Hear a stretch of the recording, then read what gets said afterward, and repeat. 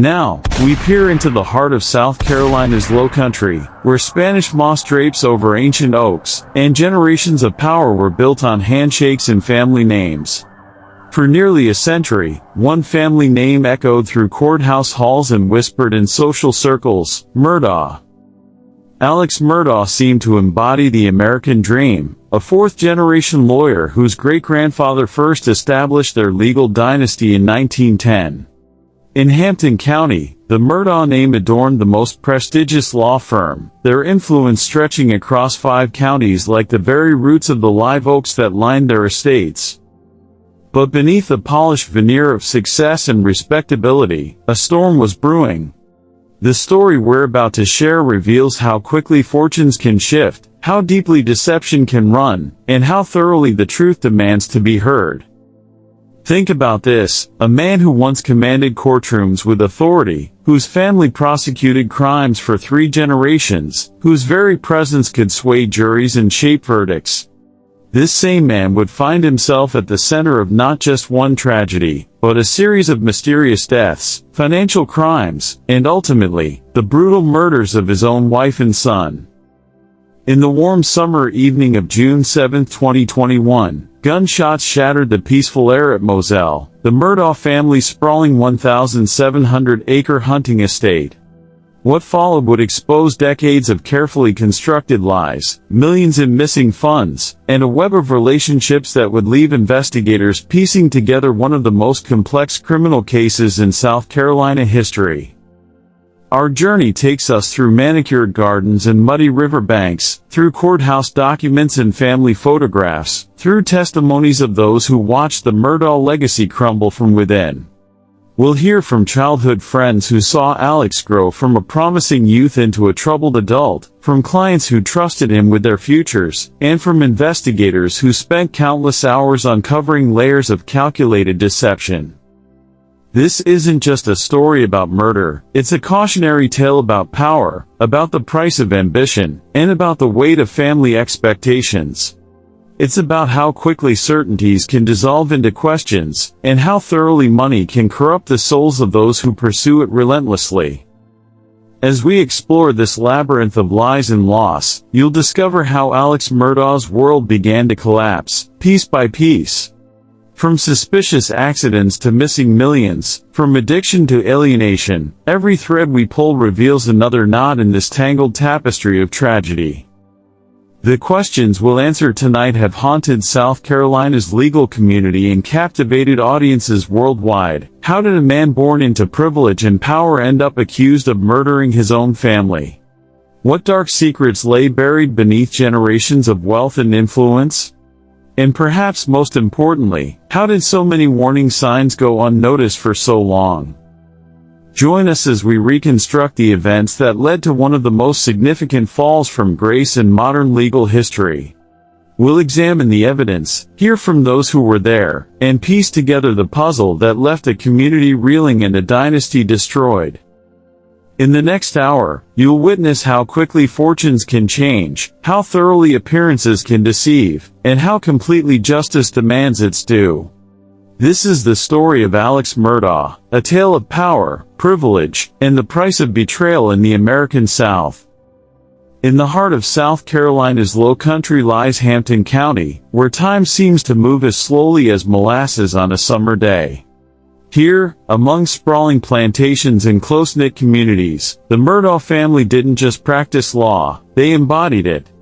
Their reign stretched across generations, their influence flowing through the region like the meandering Sachatchee River. For 90 years, the name Murdaugh was synonymous with justice in these parts. 3 generations of Murdaugh men served as the 14th Circuit Solicitor, making them responsible for prosecuting all criminal cases across 5 counties. From 1920 to 2006, if you committed a crime in the Lowcountry, chances were a Murdaugh would decide your fate. This wasn't just a family of lawyers, this was a legal dynasty that shaped the very fabric of South Carolina justice. At the center of our story stands their crown jewel, Moselle.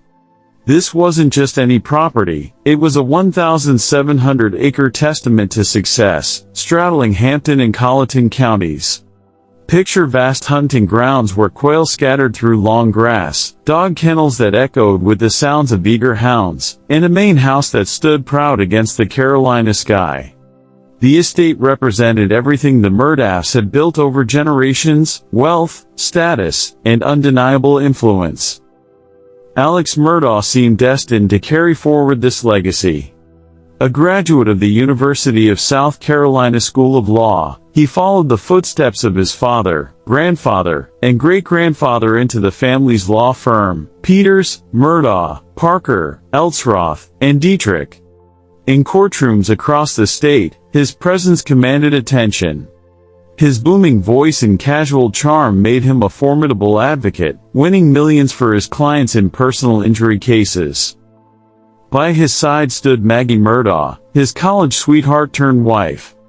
Those who knew Maggie described her as the warm heart of the family. She was known for her genuine kindness, her love of entertaining, and her devotion to her two sons. In the tight-knit community of Hampton County, Maggie was the gracious face of the Murdaugh dynasty, hosting gatherings at Moselle and supporting local causes. Their younger son Paul grew up embracing the Murdaugh lifestyle, hunting, fishing, and navigating the complex social waters of being Hampton County royalty. But in February 2019, everything changed. A night of boating with friends ended in tragedy when 19-year-old Mallory Beach lost her life in a horrific accident. Paul, allegedly at the helm and under the influence, faced charges of boating under the influence causing death. The beach tragedy created the first significant crack in the Murdaugh armor. Whispers began circulating through Hampton County streets. Questions arose about privilege, accountability, and justice. The family that had prosecuted countless cases now found themselves on the other side of the courtroom. Meanwhile, Buster Murdaugh, the older son, carried a different weight. More reserved than his younger brother, Buster represented hope for the family's legal legacy. Yet he too would become entangled in the web of events that followed. Behind the scenes, Alex Murdaugh's world was crumbling. Financial investigations would later reveal a pattern of misappropriated funds stretching back years. Clients' settlement money vanished. Questions about missing fees multiplied. The pressure mounted as lawsuits piled up, threatening to expose decades of financial misdeeds. The Murdaugh name, once opening every door in the Low Country, began to draw suspicious glances. The family's grip on power started slipping, like sand through desperate fingers. The countless relationships built over generations, the favors owed and collected, the intricate network of influence, all began to show strain. As spring turned to summer in 2021, the heat wasn't just in the South Carolina air. The pressure on Alex Murdaugh intensified. The Beach family's wrongful death lawsuit threatened to expose financial records. Paul's criminal case loomed large. And within the walls of Moselle, tensions grew. The estate that once symbolized their success would soon become the scene of unimaginable tragedy. The evening of June 7, 2021, arrived like many others at Moselle, warm, humid, with a chorus of cicadas filling the air. But by night's end, this date would be forever seared into the memory of Hampton County, marking the moment when everything changed for the Murdaugh dynasty. At 10:07 p.m., Alex Murdaugh's voice cracked through the Colleton County 911 dispatch system. The recording captures a man in apparent distress. "I need the police and an ambulance immediately. My wife and child have been shot badly." The dispatcher tried to maintain calm as Murdaugh's words tumbled out, describing a scene that would shake the foundations of South Carolina's legal establishment. The details emerged with devastating clarity.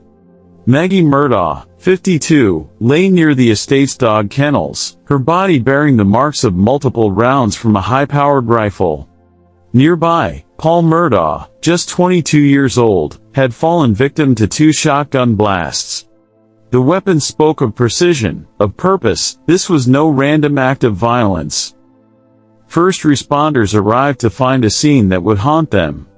The sprawling Moselle property, usually alive with the sounds of hunting dogs and family gatherings, had become eerily still.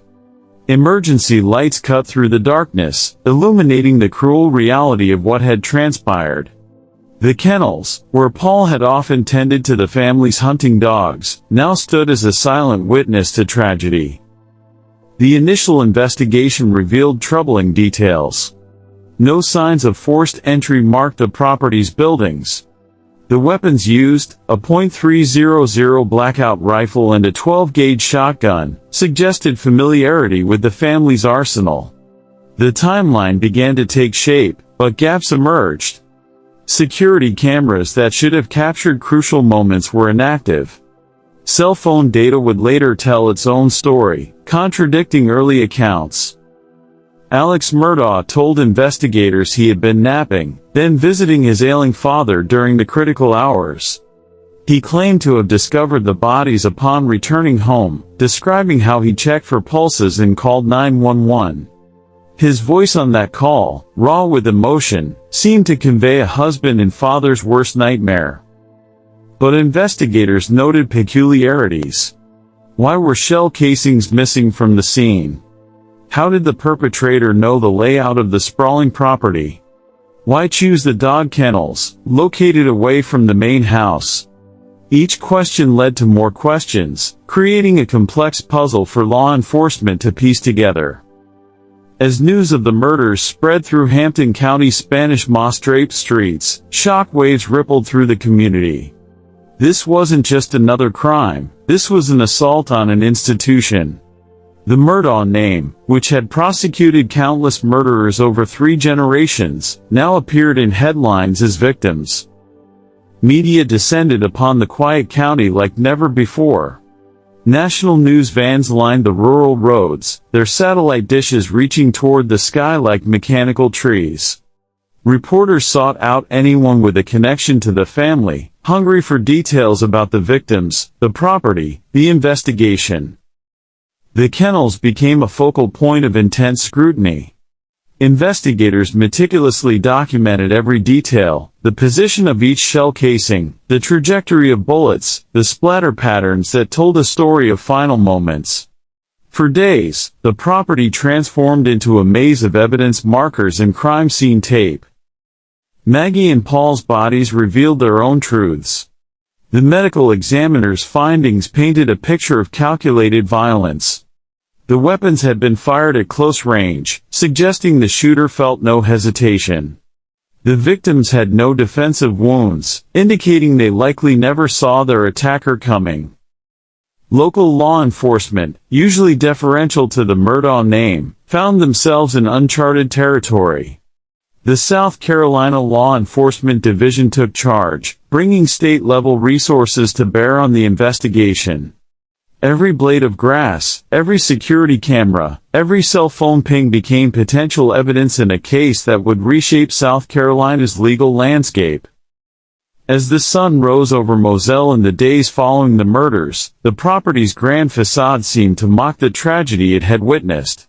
The dog kennels, once a place of life and activity, stood empty and silent. Yellow crime scene tape fluttered in the morning breeze, a stark contrast to the peaceful pastoral setting. As investigators began their methodical work at Moselle, the complexity of the case emerged like layers of an onion being peeled away. The initial focus centered on potential connections to Paul's pending criminal charges. The Beach family, still grieving their daughter Mallory's death in the boating accident, quickly became persons of interest, but their alibis proved solid, and investigators soon turned their attention elsewhere. Alex Murdaugh's account of that fateful evening seemed straightforward at first. He described visiting his elderly mother, who suffered from advancing dementia, and returning to find the tragic scene at the kennels. His emotional state, captured on body cameras worn by first responders, appeared genuine, a devastated husband and father confronting unspeakable loss. But in the painstaking world of criminal investigation, details matter. As agents from the South Carolina Law Enforcement Division dug deeper, inconsistencies began to surface.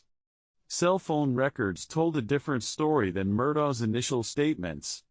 A video recovered from Paul's phone, recorded minutes before the estimated time of death, captured voices, including Alex's. This simple piece of digital evidence contradicted his claim of not being at the kennels that evening. The investigation took an unexpected turn when financial irregularities began surfacing. What started as a double homicide investigation expanded into a broader examination of the Murdaugh family's business dealings. Investigators discovered missing funds from the family's law firm, Peters, Murdaugh, Parker, Elsroth and Dietrich. Client trust accounts had been systematically emptied, with millions of dollars vanishing through a complex scheme of fake accounts and forged signatures. Forensic evidence added more pieces to the puzzle.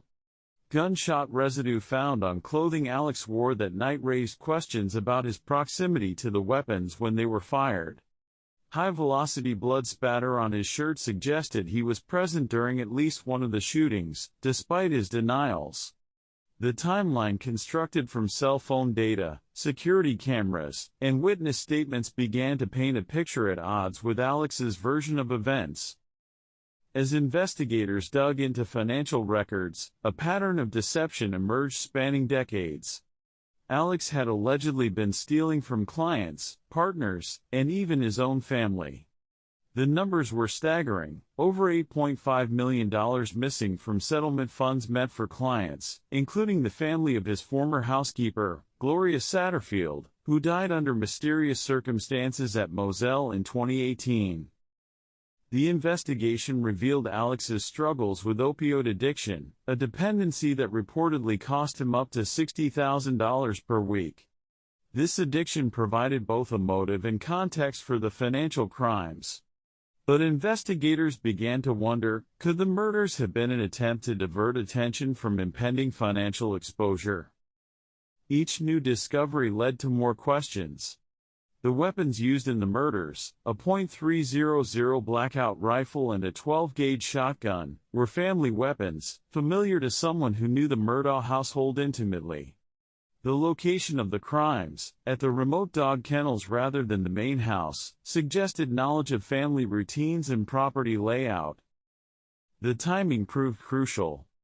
Documents revealed that Alex's financial schemes were on the verge of exposure.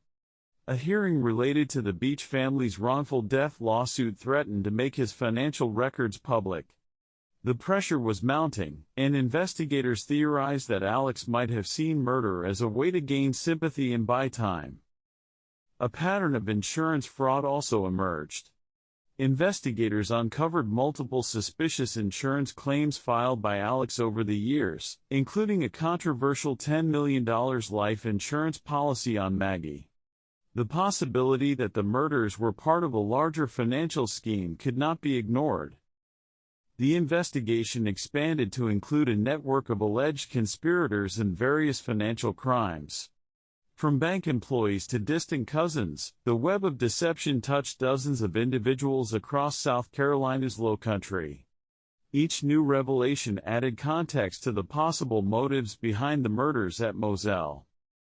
In September 2021, the Murdaugh saga took another stunning turn. Alex Murdaugh was arrested, not for the murders of his wife and son, but for an elaborate scheme to orchestrate his own death. He had allegedly hired Curtis Eddie Smith, a former client, to shoot him in the head on a rural road. The plan, investigators revealed, was to secure a $10 million life insurance payout for his surviving son, Buster. The botched suicide scheme brought national attention back to the case. The charges multiplied rapidly. Financial crimes spanning decades came to light: embezzlement from clients, insurance fraud, money laundering. Each new indictment revealed deeper layers of deception. Then, in July 2022, the announcement many had anticipated: Alex Murdaugh was charged with the murders of Maggie and Paul. The trial began in January 2023, transforming the Colleton County Courthouse in Walterboro into the epicenter of national media attention. The historic building, with its columned facade and weathered brick, became the stage for one of South Carolina's most watched legal dramas. Every morning, crowds gathered early, hoping to secure one of the coveted public seats. Inside the courtroom, lead prosecutor Creighton Waters methodically constructed the state's case. The prosecution's theory was clear: Alex Murdaugh, facing financial ruin and exposure of his crimes, murdered his wife and son to gain sympathy and buy time. The evidence, though circumstantial, was compelling. Cell phone data placed Alex at the crime scene, contradicting his initial statements to police. A video from Paul's phone, recorded minutes before his death, captured Alex's voice near the kennels, destroying his alibi. Forensic evidence showed high-velocity blood spatter on Alex's shirt, indicating his presence during the shootings. But perhaps most damaging was Alex's own testimony. In a surprising move, he took the stand in his own defense. For hours, he faced intense questioning about his financial crimes, his drug addiction, and the events of June 7, 2021.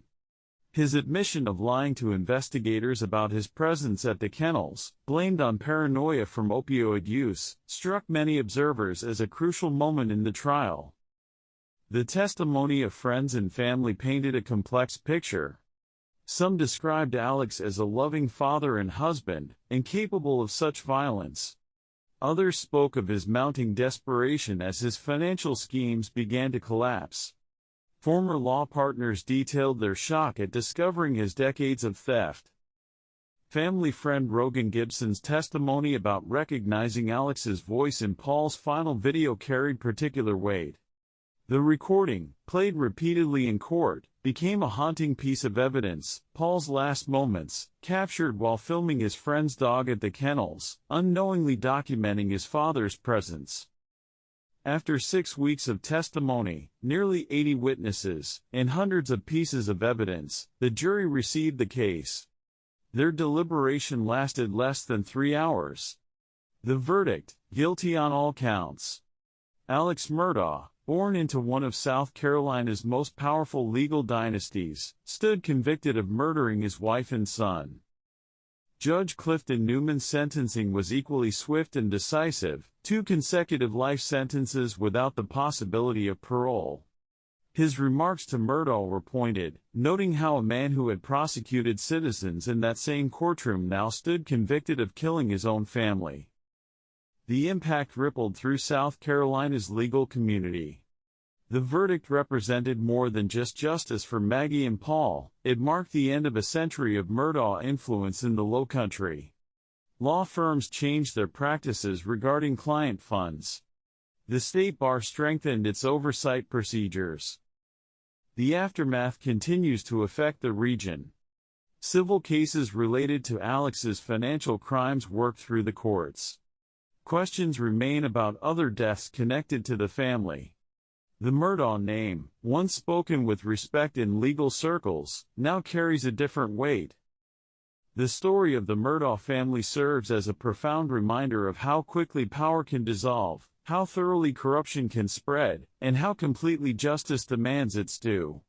For nearly a century, the Murdaugh name represented legal excellence in South Carolina's Lowcountry. Now, it stands as a cautionary tale about the corrupting nature of power and privilege. This case forces us to examine the very foundations of our justice system. How did one man manipulate the legal system he swore to uphold for so many years? The answer lies in the intricate web of relationships, trust, and influence that the Murdaugh family built over generations. Banks didn't question suspicious transactions. Law enforcement didn't probe too deeply. Clients trusted implicitly. This network of deference created perfect conditions for exploitation. The ramifications extend far beyond the Murdaugh family. Law firms across South Carolina have overhauled their financial oversight procedures. The State Bar Association has implemented stricter monitoring of client trust accounts. Insurance companies have tightened their claims investigation processes. Each change represents an attempt to prevent future abuse of power and privilege. Perhaps most significantly, this case has prompted a broader conversation about accountability in our legal system. The conviction of Alex Murdaugh, a man who once wielded enormous influence in these same courtrooms, demonstrates that no one stands above the law. It serves as a powerful message about equality under justice, regardless of name, wealth, or social status. The impact on Hampton County and surrounding communities continues to reverberate. Families who trusted the Murdaughs with their legal matters now question everything. The institutions that form the backbone of local society, law firms, banks, insurance companies, face unprecedented scrutiny. Trust, once lost, proves difficult to rebuild. For younger lawyers and law students, the Murdaugh saga offers vital lessons about ethics, responsibility, and the sacred trust between attorney and client. It stands as a stark reminder that legal expertise without moral compass leads to catastrophe. The victims in this story extend beyond Maggie and Paul Murdaugh. Consider the clients whose settlements were stolen, the partners whose trust was betrayed, the community whose faith was shattered. Each represents a thread in this tapestry of betrayal and loss. Looking ahead, questions remain. Will the community recover its trust in the legal system? Can institutions implement lasting reforms to prevent similar abuses? How will future generations remember the Murdaugh legacy? These questions invite us to reflect on our own understanding of justice, power, and accountability. They challenge us to examine the systems we trust and the people we empower to maintain them. For those following this story, we invite you to share your thoughts. What lessons can society learn from the fall of the Murdaugh dynasty? How can we better protect against abuse of power within our justice system? Join us next week as we examine another case that challenges our understanding of power, justice, and the complex web of human motivation. Subscribe to our channel for more in-depth explorations of cases that change the landscape of American justice.